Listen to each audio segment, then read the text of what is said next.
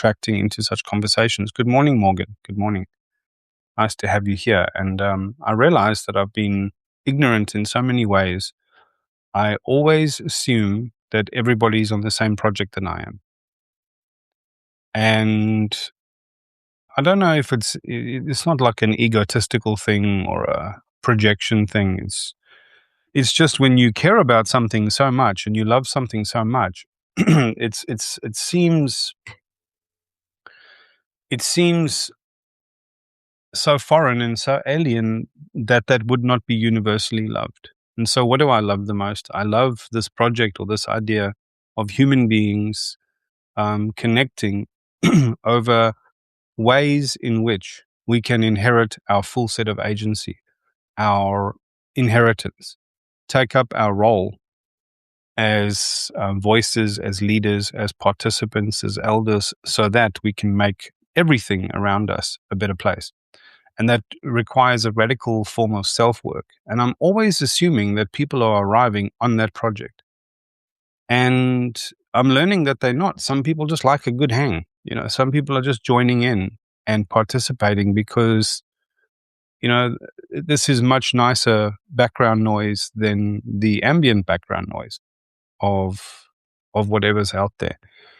And my ignorance of that made me respond to such people and handle those interactions in an unskillful way.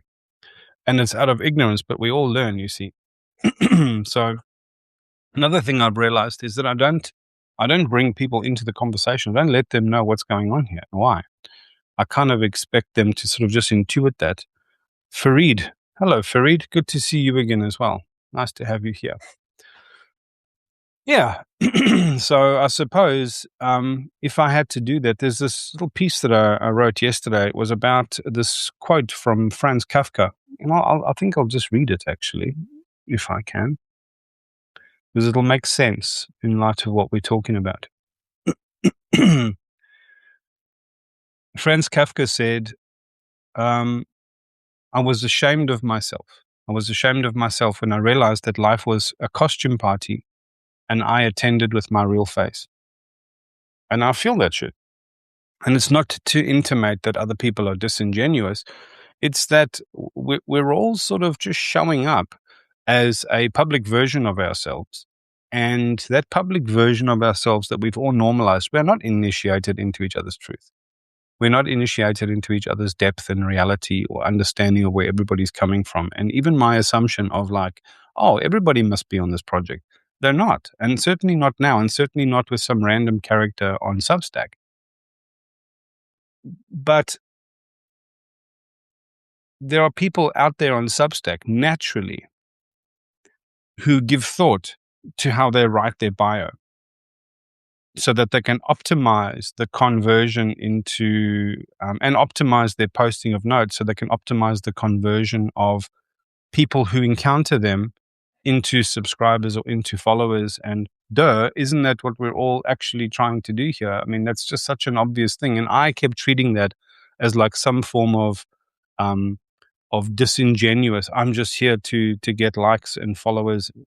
I'm not, but I kind of am. And it's that paradox that's baked my noodle a bit, because this whole time I've just been showing up. This is what I wrote. I said, people are out there on Substack naturally giving thought to writing their bio to optimize conversion and posting notes at key times and analyzing stats and shaping funnels. And like a fool, I've just been writing my heart out and loving the world and the future us that we can still become.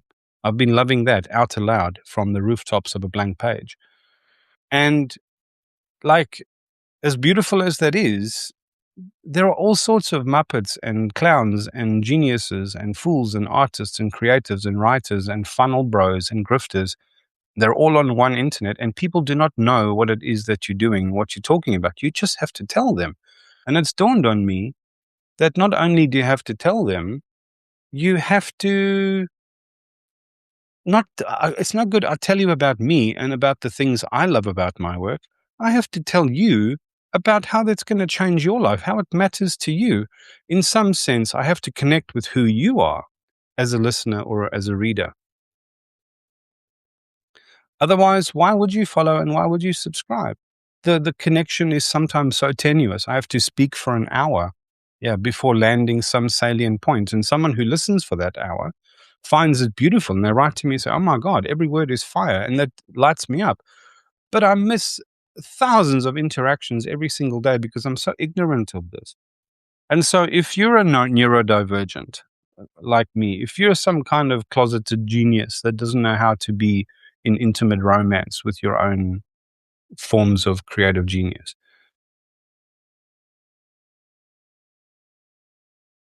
we're not wearing, we're all wearing our own face.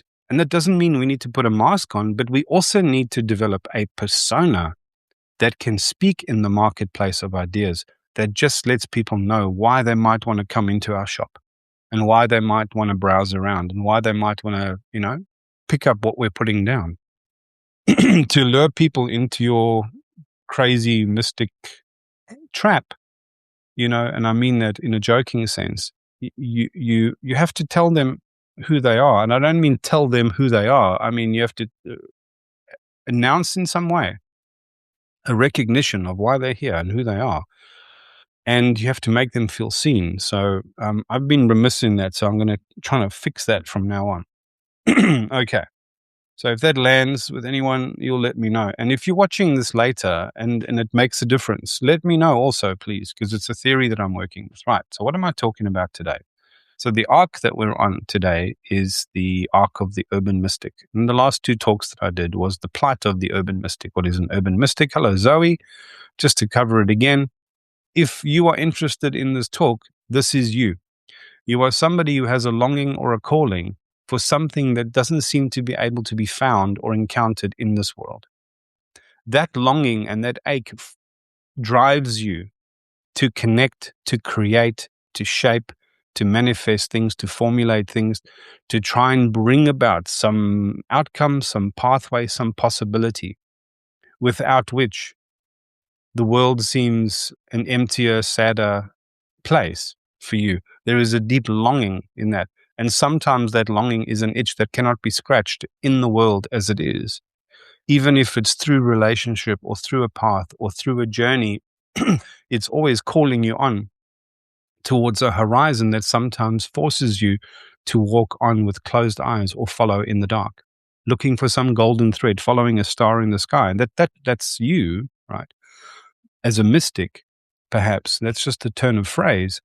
But the other half is the urban mystic. In other words, you want to do it entrenched in your life, growing down deeper into life, becoming more integrated with the seasons and with place and with ancestors and with community and with each other, so that you're not just some boundary dweller, some threshold dweller, some, weird forest woman or mystic poet out on the edges. You want to belong to your not belonging. You want to belong to your not belonging so that you can alchemize the beauty of that agony, of that search, of that longing that you have, and let that come through your work and your relationships and your crafts as a parent, your crafts as a lover, your crafts as a, come on, you can come say hello, your crafts as a father. Say bye to the people. Bye. I'm going to school now. Going to school Have you showed them your beautiful picture? Look at this. Look at this, folks. You don't see that every day. Maya drew this with such enormous love and energy, and look who's on the back there, none other than me. How's that for a reasonable facsimile? Double trouble. Oh my gosh, Fareed says amazing. People are sending love hearts. Well done, Maya. Okay, mommy's calling. Off you go. And we have this desire to, it has to be integrated. It has to be the whole tree. It's not just our reaching up into the infinite sky and towards the light that we're chasing in the dark. It's also our ability to go down below. I said something yesterday, that little quote about Alcoholics Anonymous that I heard somewhere. And I'm paraphrasing. I'm kind of borrowing somebody else's joy and wisdom and beauty here. And they said a commonly heard phrase in Alcoholics Anonymous, who often meet in the basement of churches, is they say to each other, you can go upstairs into the church, into the sermon, into where they're talking about the book, the good book. And you can hear about miracles, or you can come downstairs and you can see them and feel them. Because in that program, that 12-step program, which I don't know much about, but the more I know about it, the more I fall in love with it. Because what it does is it steps people through this very difficult journey of radical self-auditing, radical self-discovery, radical self-honesty, radical vulnerability, so that they can learn about who they are, so that they can free themselves from this false story and this false identity and this false relationship with shame and with guilt and with a sense of not belonging in the world. They don't know how to be in the world, right? Because they were never taught. And they were never taught how to manage their rig. They were never taught how to manage this complex thing. This operating system is out of date, and it's an operating system that's cobbled together from pop culture and education and fragments of religion and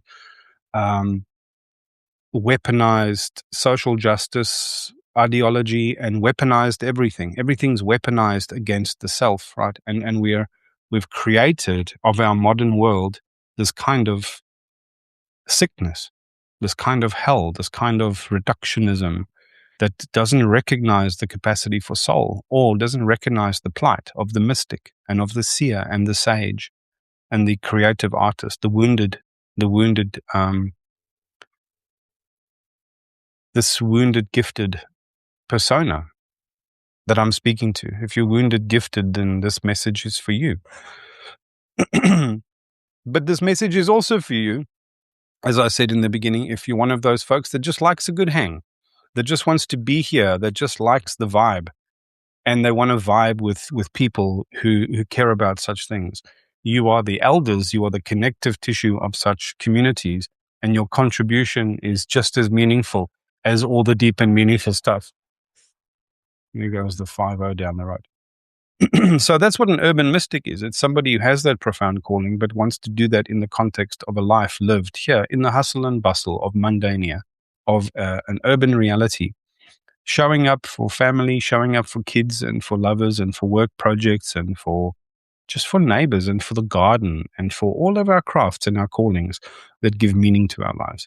That's what we're talking about. So today, even though it was a long ramble to get here, we're talking about, and some people have some people dropped off? No? Please, folks, comment, add questions, make comments, chime in, let me know what you know, let me know what you think. Just let's hit it. Let's hit it. So today I'm talking about high agency human beings. To hear the word high agency human being is not to mean that you are already a high agency human being. It might just be that when you hear the word high agency human being, something in your soul pricks its ears up and goes, what's this? What's this? What is a high agency human being? It sounds like that is something I aspire to be, or I am becoming, or I value. Who doesn't want to be a high agency human being? What is agency? Agency is the ability that we have to choose for ourselves in a way that serves our true self. In a sense, it's our power. In a sense, it's our self-permission. In a sense, it's our freedom and our reach. There's many things associated with agency. It means whatever is unfolding in this world, whatever is unfolding from one moment to the next, we're all in relationship with fate.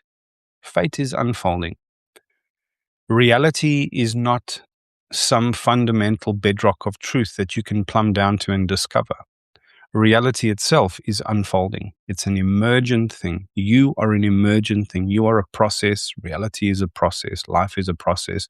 And in some sense, the whole of you, your mind, body, soul, spirit, nervous system, genius, intellect, shadow, soft animal of your body, inner child, all the personas inside of your mind are all part of a process, a collective process, which itself is part of a collective process, which is part of a cosmic process. So it's just processes within processes within processes.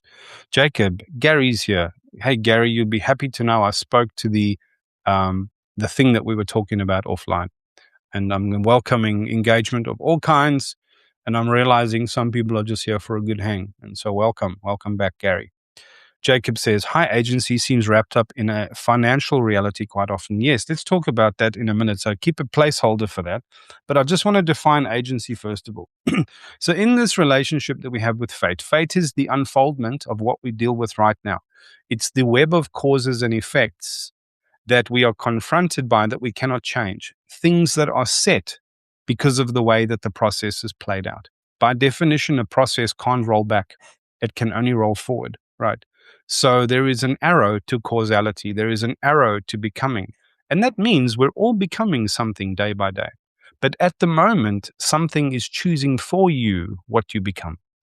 Something is choosing for you who you are and how you make decisions and on what basis and what permission you give yourself and what field of possibility you think is possible.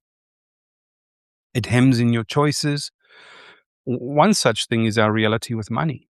But the other thing is a million ways in which your attention is compromised so that you don't have the headspace to think clearly for yourself.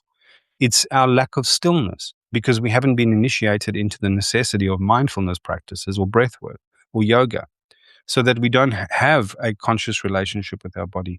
We haven't been taught the consciousness centers of the body through a practice like Tantra or yoga, where we just realize we have a vocational intentionality called our crown. We have an intellect that we can either keep clean and safeguarded in wherein we digest ideas. We have a form of expression. We have our heart. The most sensitive instrument in the universe is the awakening human heart. It has to start in the heart. The heart is the mediator between this upper human conscious expression and our lower conscious human expression. What is in the lower section? It's our gut, our flora, our gut flora, a lot of which is non-human. We are in relationship, in integrated relationship with our environment and with the process of nature and the process of our ecology. And yet we're so ignorant of that. We're so far removed from our food and from the growers of our food. Somebody brings our food to us through a veil of unknowing, and then we do our business in the toilet and it disappears into a veil of unknowing. We're severed. We are severed from our own process. And in the same way as our food comes and our waste goes, in that same sense, the ideas that come to us and the thoughts that come to us and the things that shape our beliefs and our understandings are all things that we don't have the safeguards and the discernment to filter that so that we can clean the stream, safeguard the stream, protect the integrity of what we're thinking and what we're mindful of and what we're processing. And the same applies to all of these centers of consciousness. Farid says, I've been on Substack for a couple of months. Good. Good to know. And agency is the awareness of the sensitivity of your whole instrument, of your whole process, of your whole operating system, and how well or badly that is arranged, organized, understood, and managed from an inside perspective, without which you cannot even begin to claim your choices as your own or your responses as your own. So how do we develop higher agency? Part of that has to be through the awareness of that interrelationship in our bodies and in our mind, body, soul, spirit, nervous system, psychology complex, right? There are maps for these complexes. And some of these maps are stored in the esoteric context, which means the chakra system and the Kabbalistic tree of life and some other beautiful stories. So let's look at the maps first. These things need to be decoded and demodulated so we can understand how simple and how profound they are. And then we need to figure out how to apply them in our lives through our daily practices, not because a book told us so, but because we have a user manual so that what? So that I can develop a greater integral relationship with myself in alignment with my own authenticity, in alignment with my own integrity, so that I can become more of a master of my own choices, more of a master of my own responses, more of a master of my own presence, my discernment, and my intentionality. Presence and discernment and intentionality. That grants me higher agency. And like a captain of a ship or a sailor that learns how to read the currents, learns how to tell the wind, learns how to read the movement of storms, learns what their little ship is capable of, when to drop anchor, when to drop sail, how to rig the sails, how to mend the nets, how to handle the rudder. You don't just pull at the helm of a ship. There's a timing thing, because as the thing is going through rough waters, you kind of have to steer it. Just like the strength card in tarot, it's not a brute force thing, it's a subtle steering. It's a subtle steering, which means there's this whole wealth of wisdom and insight and poetic pointings that come to us through the Tao Te Ching, by which we can develop a more subtle and more informed and more soulful relationship with the Tao, this substrate in which all things operate,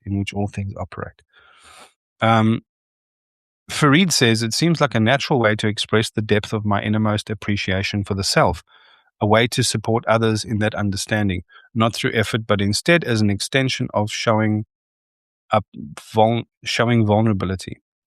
Yes.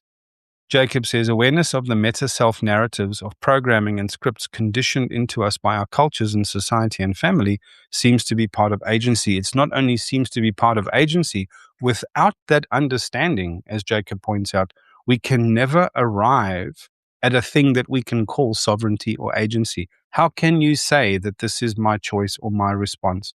This is the way that I inhabit the moment.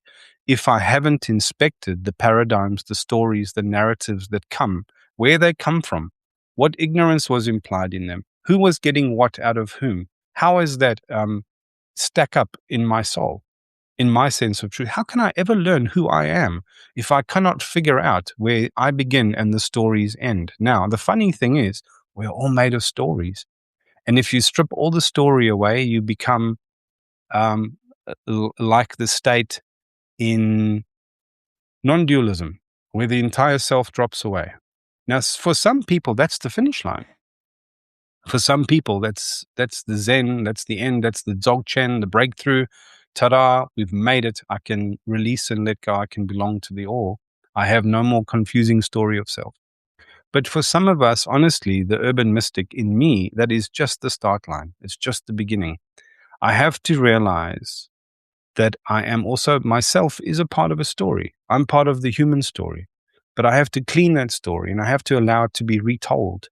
And I have to reinterpret that. And the only way to do that is to upgrade my language of archetype so that I can orient myself again in the story, so that I can read these maps of the Kabbalistic tree of life, of the chakra system. And there's other maps that are not meant to be taken literally. They're symbolic maps that if you read them through the wordless eye of the heart mind, right? And you can distill them and modulate them through your psyche, the language of soul, the language of archetype, the language of story, your mythopoetic identity, right? That is the soul awakening, as well as the high mind activating. And it's those two in tandem that become the chariot that we move through this exercise with. Benjamin Morgan joined. Gary says, same. I found myself faced with a choice to return to the source or to come back into the world and move as a human to bring it back to share with humanity, which of course means persisting in the challenges of living as a human. You're right. Getting more skillful at persisting in the challenges of living as a human is what I mean by being a high agency human being, and not a high agency person, a high agency human being. Because a high agency person, the sociopaths and the narcissists, The broken people that we have enshrined as our leaders, so-called leaders, they are just persons of high agency, in a sense that they can control the fate of what happens to many, many people because of the power that they've amassed and accrued. They can affect your lives by the software that they deploy, by the algorithms that they engender, by the incentives that they cook into every single layer of every single piece of software, of every streaming service, of every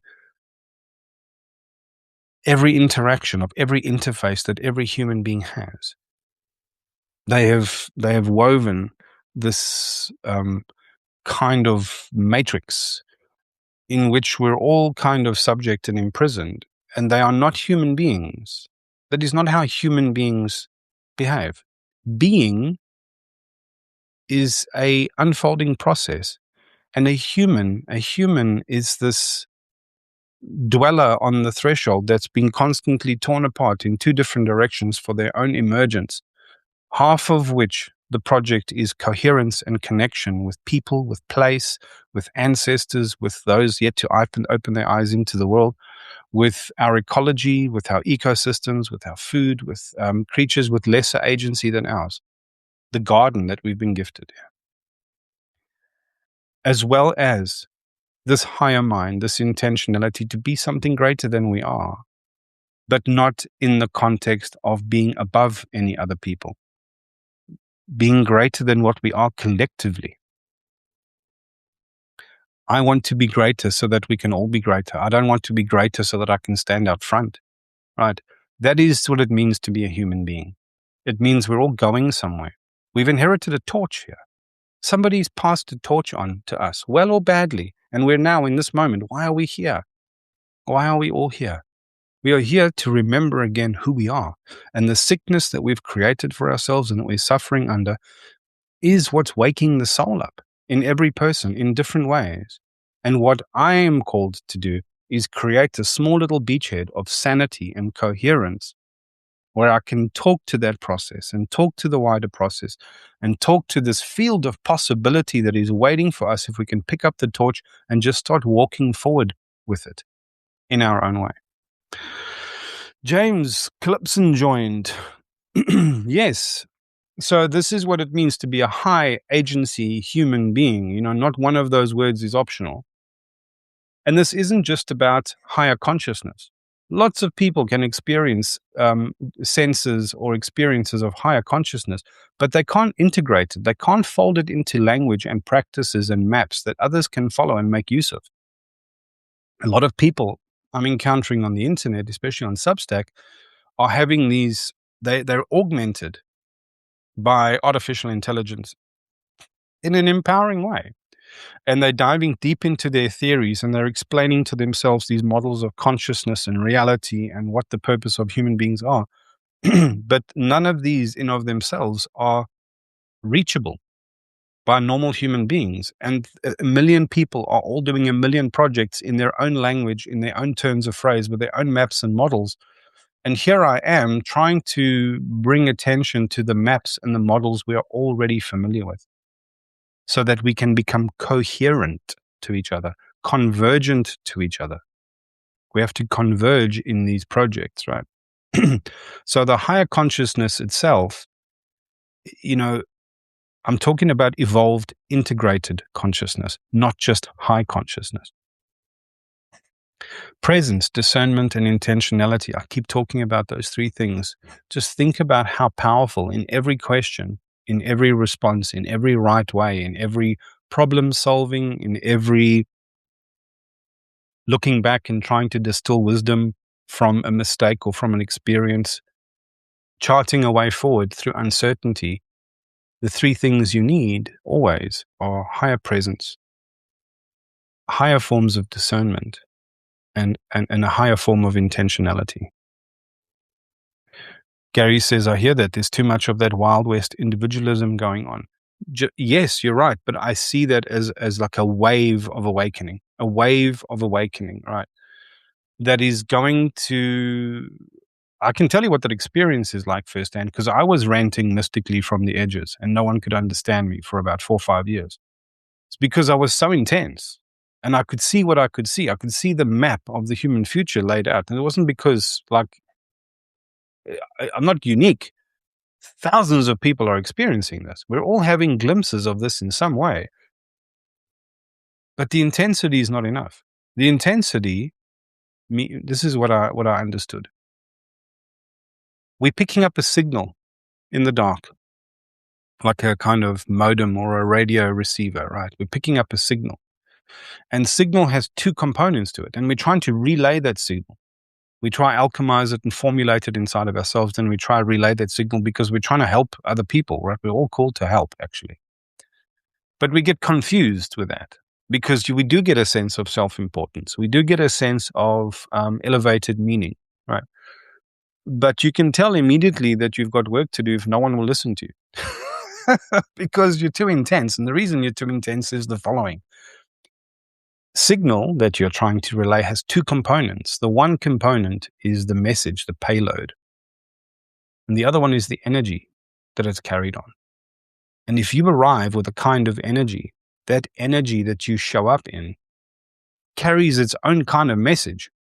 And some people see and read that message first to the point that they cannot encounter the payload because the energy is of a certain kind, too intense, too hypervigilant, too dramatic, whatever it is. And so many of the people with these glimpses and these insights are already captured by some form of victim story or some form of scapegoat story or some form of conspiracy theory. Not to say that everything that they see and understand is bullshit, but the immediate conclusion that they arrive at also arrived because somebody gave them an easy answer. The easiest answer in the world is somebody else is to blame. If I can figure out who that someone else is, a large part of the psychological rounding error the dissonance that I'm struggling with, can almost like get a sense of ease or a sense of relief because I can at least direct that to someone else. Yeah. Gary says we need more coherence, collaboration, and alignment. And just for those of you who might be reading the chat, I know Gary's name is spelt Jerry, but he has assured me you pronounce it Gary. I'm not getting that wrong. Jacob says, I had to chill down my intensity also, Rocco. Yeah, and the pain and the discomfort we go through because we're so desperate to be heard.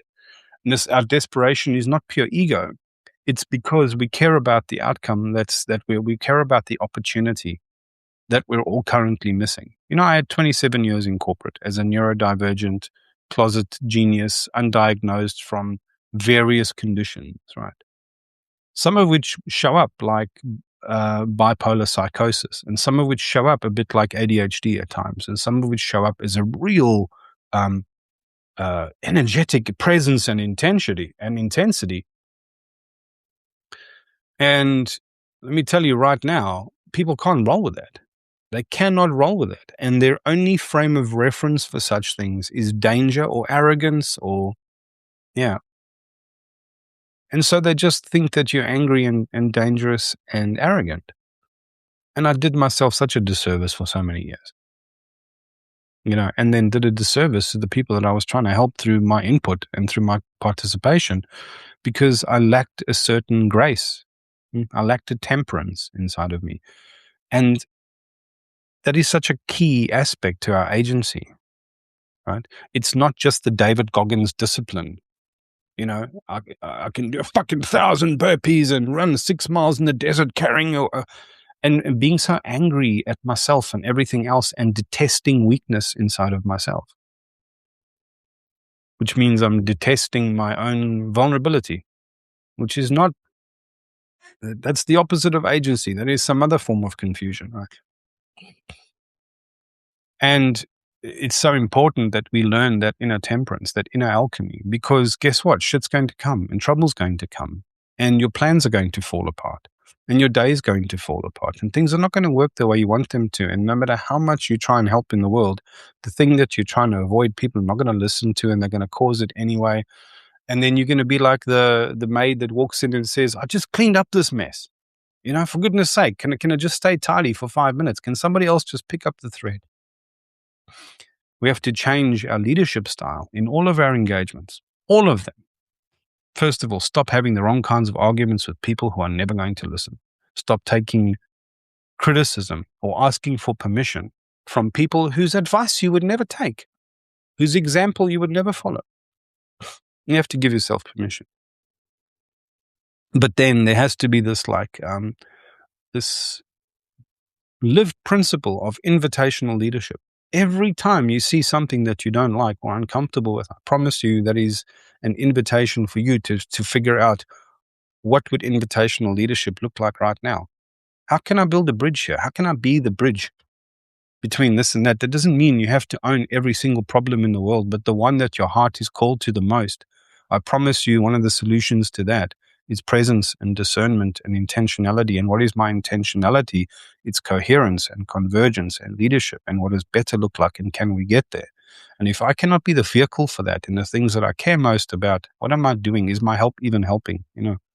Little spirit books joined. Yeah, so we're talking about the high agency human being and how to follow such a critical upgrade path, because there is a critical upgrade path. There is a way to change the modulation that you put out into the world so that it's not so intense. There is a way to change the modulation of what you're saying so that you can be more coherent. There is a way to upgrade your archetypal language and your paradigms so that the signal that you're downloading inside of you, the genius, the way it's speaking through you, the troubled inspiration, the longing, the cold, the pain, the all of it, the pattern recognition, these atemporal understandings and knowings that you have. How do you become a servant to that by which you're going to feel more fulfilled, have higher agency? There is a critical upgrade path to that. I wouldn't say there is a single critical upgrade path, but there are key things that we need to upgrade.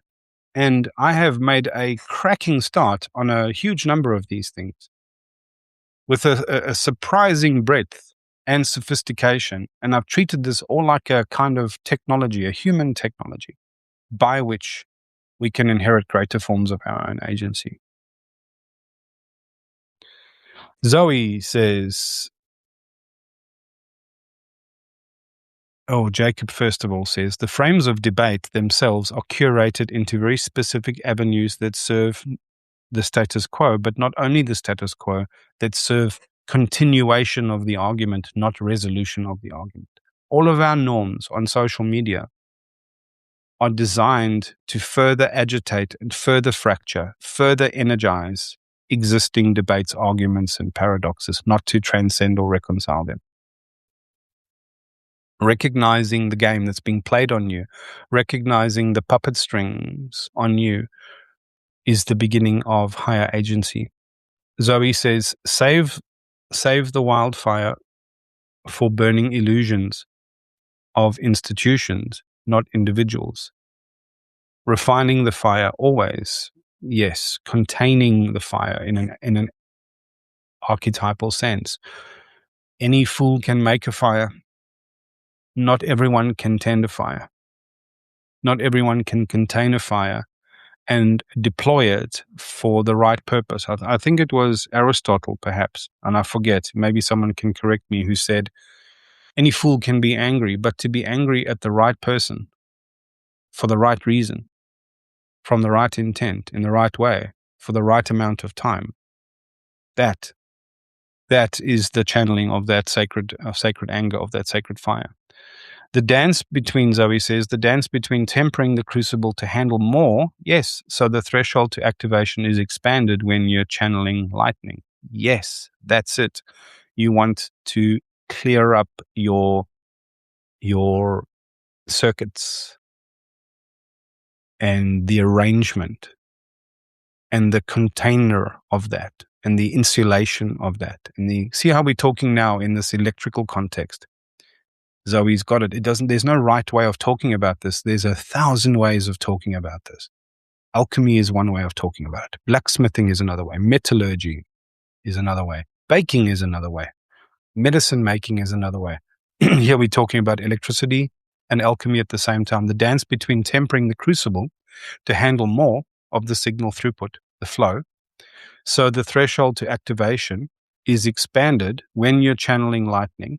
And what Zoe's intimating is that you're not channeling lightning all the time, because then you will also fry out, right? Everything needs cycles of activation and rest, activation and rest. We need to honor the cycles and entrain to them. And we can't determine what these cycles are. We need to let nature determine what these cycles are, so that there is no good book telling us who to be, what, where, and when. We have to take our cue from the great clockwork of nature, right? The Tao, the lunar cycles, the sun and the moon. And this is what astrology actually is supposed to be. It's just a sophisticated heads-up display to tell us what the hardening of time is doing at any moment and what's coming up and why. What's the archetypal relationships between these things?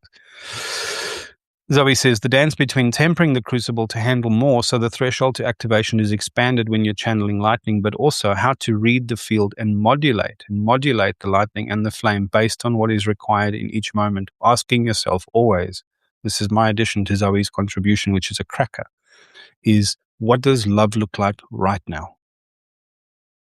What does love look like right now? What is most beautiful to my soul? Is my help helping? That's the in the moment question. And for me, there's a kind of an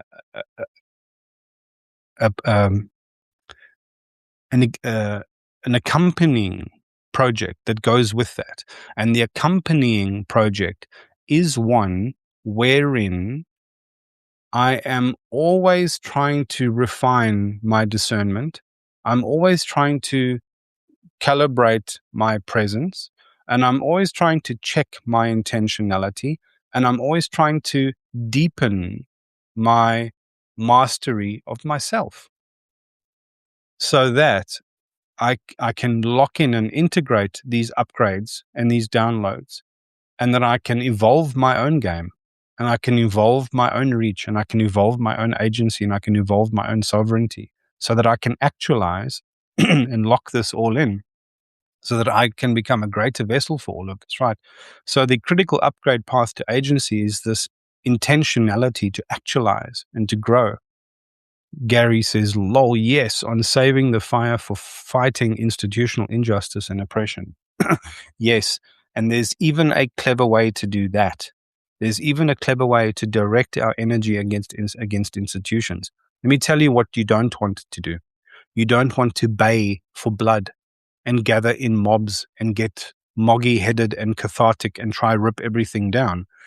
Because the story of the caterpillar and the butterfly. As the caterpillar, this thing that just eats eternally and only knows its own hunger, right, and has no vision for a future, just inching itself along the branch, just consuming and giving back nothing. Giving back nothing, right? That's what a caterpillar does. It just gives back nothing. It's just this consuming juggernaut.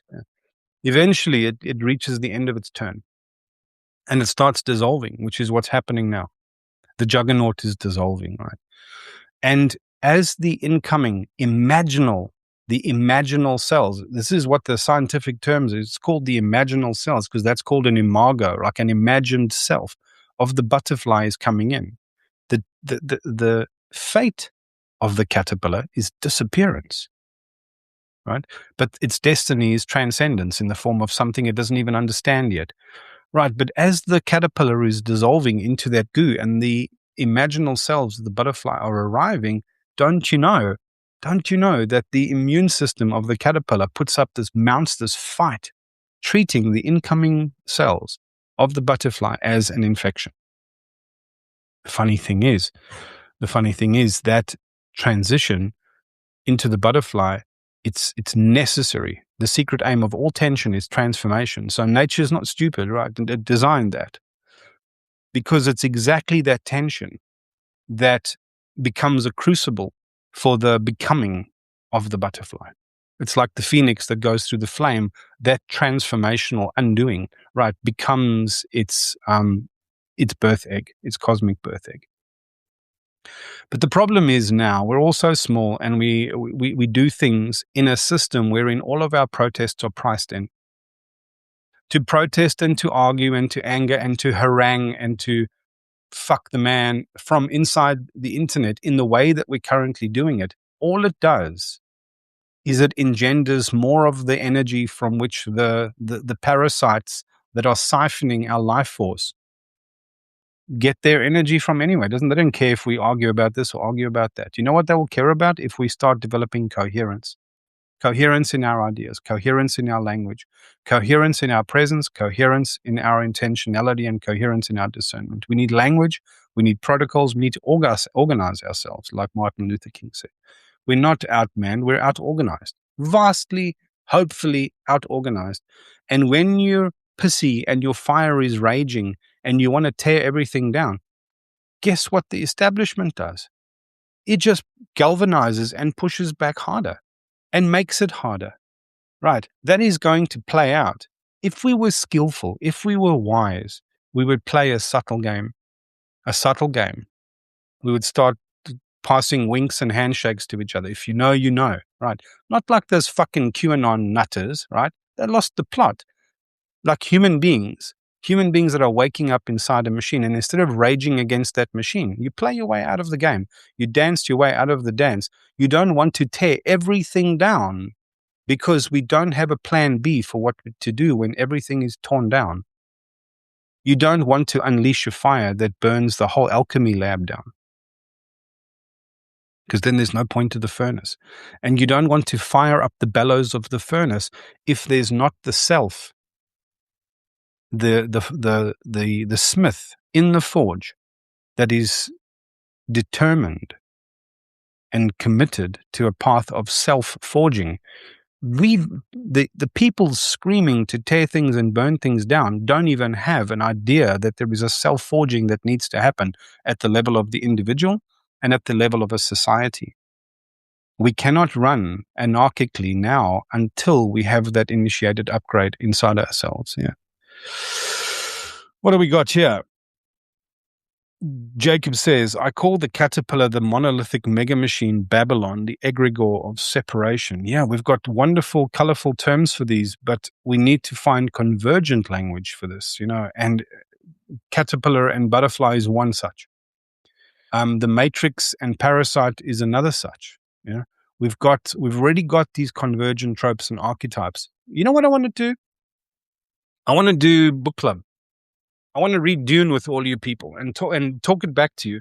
And I want to watch Moana with you. And I want to watch The Matrix with you. And I want to explain from a Gnostic perspective what's going on. The same tropes, the same archetypes, the same invitations, the same cautionary tales, the same warnings, the same invitations of possibility again and again and again and again and again and again and again.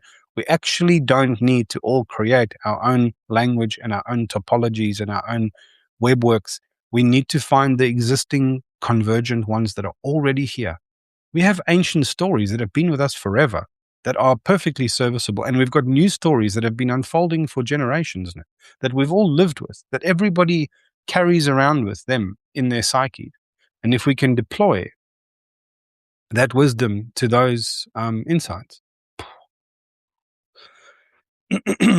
amazing. Ladies and gentlemen, 49-minute mark. I meant to talk about the critical path, the upgrade path for high agency human beings.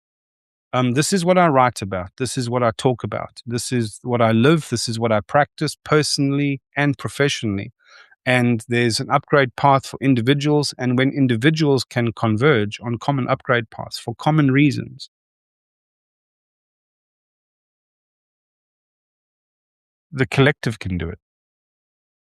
The collective can do it. See, Zoe says, I see it more like a mycelial explosion of awakening. Everyone has their own personal language or path to the path, certain language, imagery, feelings, symbols that ignite something. For some, it's numbers. Some new age futurism, hopes, others religion, but each can only get you so far. The rest is up to you. Yes, to both of those. How do we straddle that paradox? In some sense, I have to arrive at my own mythopoetic identity.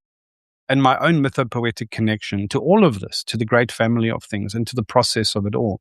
And some part of that is profoundly personal, and no one can tell me that way. No one can write it down in a book. But what a shame it would be.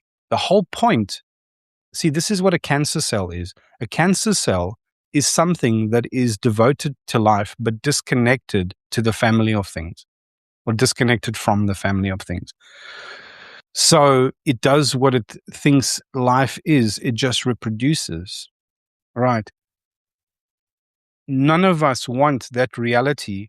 When I search inside myself for myself alone in the dark, it's not because I don't feel connected and held and like I'm belonging to something greater than myself. It's just my personal invitation. My genius, my muse is calling me there. Yeah. It's not all agony. But it's a private thing, very private thing. People can do it together in ceremony, but even in ceremony, we all still have our own private journeys.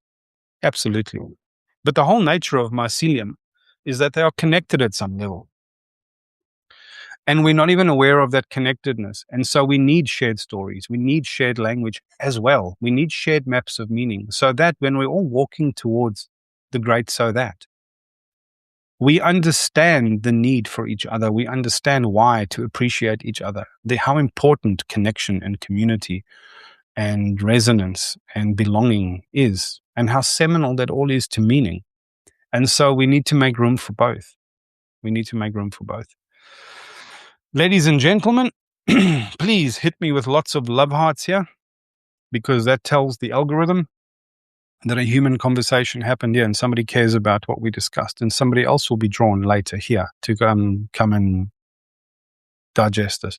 Morgan says, beautiful, best talk I've heard in a long time. Thank you. Yes, I'm growing in my vocation as well, and I'm getting past my ignorances and my unawarenesses. I'm still learning to human, Jacob says, nice one, Rocker. Thank you, man. Thank you. And what I'm also going to do is start doing lives with people that are doing the talking. So I don't want to put anybody in the spot and hold all the space. I want to have rich conversations to people that are talking to their audiences about such things as well. Morgan says, me too. Me too. Yeah, we're all just growing and learning to be more human. And the irony is that's part of my growth to become a higher agency human being.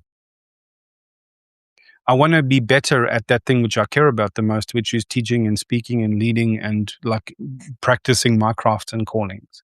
One of which is talking to folks like yourselves and doing it in my practice. But how do I call such people in? How do I let them know what I'm about if I lack that presence and discernment to understand that we're not all here for the same things, right? That we all come at this from a slightly different way. Little Spirit Books says, cycles exist within cycles, and we are collectively moving officially into the Aquarian age. I disagree with that. I think we're moving into something, but I don't know if it's an Aquarian age. The earliest waves impelled actually, I do think it's Aquarian age. I just think our understanding of the Aquarian archetype is flawed. That's the best way for me to say it. The earliest waves impelled the age of enlightenment and the age of awakening of intellect. And then we have all this augmentation now. We have all of this demigod-like power, but not the commensurate wisdom and not the integrated mastery of self that such augmented agency demands. We are so empowered right now. We're so empowered as a species and as individuals. We now have created a digital collective mind. We call it the internet. And currently, if you look inside that mirror, it's a chaotic, sordid, disorganized, disharmonious place that is arranged for the benefit of a select handful of people that consider themselves an elite class, which treat the rest of us like a feudal cattle class. For whom, amongst those elites, the highest form of attainment is he who can take the most out of a system while giving the least amount back, whilst manipulating everyone else's experience to ensure their freedom to keep doing so at the expense of everybody else's freedoms. People who are protected by laws that they are not themselves held to, feeding off of the rest of us who are held to, bound by these petty laws, not natural laws, petty laws, which we are not protected by. And to me, that's unsustainable, inexcusable, and it's non-human. And we have to wake up inside the machine. We have to become the human ghost inside the machine. We have to play our way out of this game. We have to dance our way out of this dance. And we have to do so in a classy, mature, integrated way, or else we're going to create more trouble for ourselves. We are so incredibly empowered right now with all these tools, with all this connectivity, with this artificial intelligence. But we still have to be the human ghost in that machine. Or else, if we don't have a shared dream, very soon we're going to find ourselves in the heart of a shared nightmare, which to me is already here. It's already here. Machines and people with no appreciation for soul are telling us who we are. That bothers me. And it's not going to happen on my watch. And I don't have infinite agency, but I'm going to do what I can. And right now I'm realizing that more grace and more temperance and more invitational leadership, and more visioning and more dreaming and more bridge building is the way. Little Spirit Books. This is the 21st century of enlightenment. Intellect can develop into intelligence. We're both mentality and love are in equal measure. Yes. And they say the ideals don't change, but our capacity to solve the world's problems through higher agency is now possible in ways that wasn't before. Yes. A lot of people like to say, oh, the sky's always been falling. We always have new inventions. We have the printing press, then it was the industrial age, then it was the internet, then it was mobile phones. You've been complaining forever. Yeah, but what did we think was going to happen with all of that compounding momentum? Eventually we reach a waterline of agency where nature and reality is going to demand of us that we meet it with commensurate wisdom and maturity. Yeah. Higher agency is now possible in ways that wasn't before, physically, etherically, emotionally, mentally. Yeah, that's right. And Jacob says, I think we need to cohere around our shared values and possibly a shared mythology. Yes, this is it, Jacob. And I also believe shared maps of meaning and shared paradigms. That doesn't mean we need to be beholden to those in a dogmatic way. We need to contribute towards those like a branch code, a repo, a repository of wisdom and knowledge and understanding that's managed by the community and managed by elders with a governance structure that's based on what would better look like and what does beneficial look like and how do we safeguard the game so that new players coming in have better or at least equal opportunities than we had to find their way forward and to carry the torch. How well are we passing that torch on? How well are we preparing young people to lead? How well are we sharing the stuff that we curate? How well are we aligning our pioneering and our visioning and our own maps of meaning? How well are we aligning it to the great family of things? Yeah. We must also know the goal of the human kingdom and the path of human evolution. We're getting a little bit abstract here. Little Spirit Books. I can't relate that to everybody. And JL Risso has joined us here right at the end as I'm about to sign off on the 60-minute mark, which went on a way longer than I wanted it to. But I don't know if that's a good or a bad thing, actually. But this is what I'm stuck with, is when somebody looks at the video before they know what the beauty of it is inside here.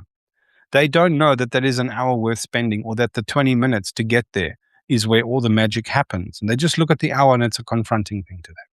And I promise you that Substack does a terrible job of breaking this up into bits.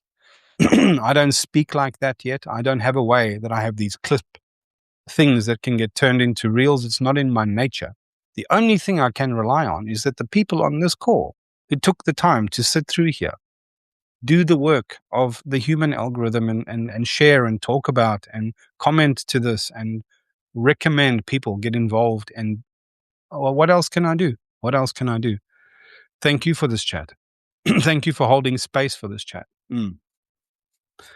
But that's the game.